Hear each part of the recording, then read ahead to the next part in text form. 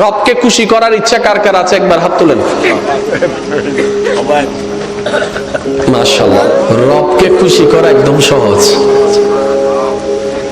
সুবহানাল্লাহ তো বলেন না। আমার আওয়াজ মনে হয় আপনারা শুনতে পাচ্ছেন না, শুনলে একটু বলেন না সুবহানাল্লাহ। রবকে খুশি করা একদম সহজ, কারণ আমাদের রব আমাদের জন্য দয়াকে উন্মুক্ত করেছেন, সাজাকে নয়।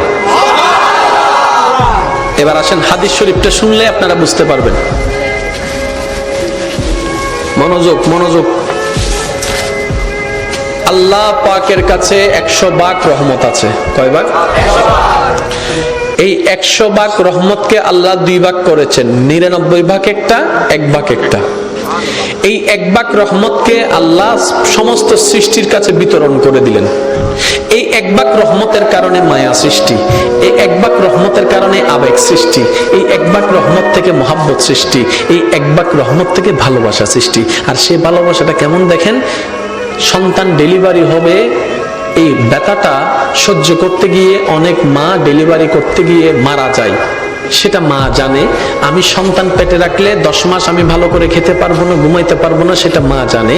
তারপরও সন্তান পেটে নেওয়ার জন্য মা দ্বিধাবোধ করে না, দ্বিমত পোষণ করে না। ডেলিভারির সময় মা মারা যাওয়ার সম্ভাবনা 80%, সেটা মা জানে। ব্যথা সহ্য করার মতো না, সেটা মা জানে। তারপরও মা হাসি মুখে সন্তান পেটে নিচ্ছে, ডেলিভারির জন্য প্রস্তুতি নিচ্ছে। এবার মাকে জিজ্ঞেস করলাম, মা তুমি না সেই মা সামান্য একটা সুইয়ের ব্যথার জন্য তুমি চিৎকার করে উঠেছিলা? তুমি না সেই মা সামান্য একটা তেলা পোকা দেখলে লাভ দিতা? তুমি না সেই মা টিকটিকি দেখলে এই দিক থেকে ওদিকে দৌড় দিতা? তুমি না সেই মা অন্ধকারে তুমি বসতে পারতা না ভয়ের জন্য, আজকে তুমি নিজের জানের রিস্ক নিয়ে নিলা? তখন মা উত্তর দেয়, সন্তানের চেহারাটা এক নজর দেখার জন্য, সন্তানের চেহারাটা এক নজর দেখার জন্য।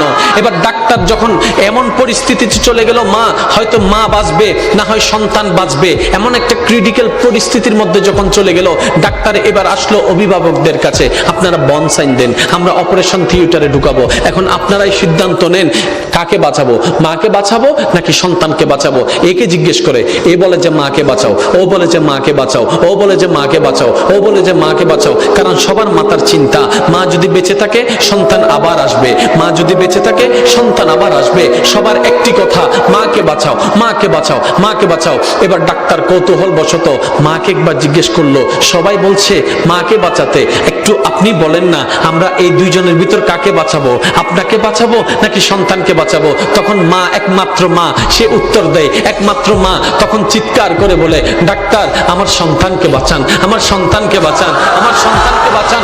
ডাক্তার অবাক হয়ে তাকায় রইল, সবাই বলছে আপনার কথা, আপনি বেঁচে থাকলে তো সন্তান আরেকটা আসবে, আপনি কেন সন্তানের কথা বলছেন? এবার মা 2 চোখের পানি ছেড়ে দিয়ে বলে, আমি তো দেখেছি সূর্য কেমন, আমার সন্তান তো এখনো দেখেনি। আমি তো চাঁদকে দেখেছি, আমার মা সন্তান তো চাঁদকে দেখেনি। আমি তো খাবার খেয়েছি, আমার সন্তান তো এখনো খাবার খায়নি। আমি তো দুনিয়া দেখেছি, তারা তো এখনো দুনিয়া দেখেনি। আমি তো এগুলা দেখেছি, তারা তো সেগুলা দেখেনি। আমি তো এগুলা দেখেছি, তারা তো ওগুলা দেখেনি। আমি তো এগুলা খেয়েছি, তারা ওগুলা খায় নাই। আমি দুনিয়া দেখেছি, আমার সন্তান এখনো দুনিয়া দেখেনি।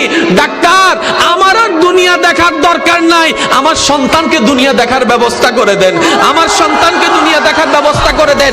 একজন মা সন্তানের প্রতি এই মায়া, ওই 1% ভালোবাসার অংশ, 1% ভালোবাসার অংশ।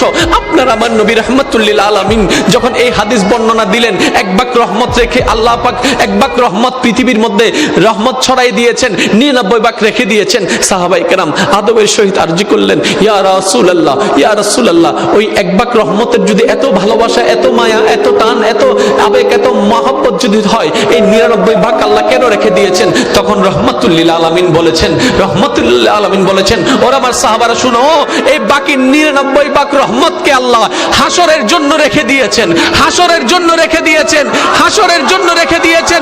সাহাবায়ে কেরাম বলে, ইয়া রাসূলুল্লাহ, এই 99 রহমত কেন রেখে দিয়েছেন?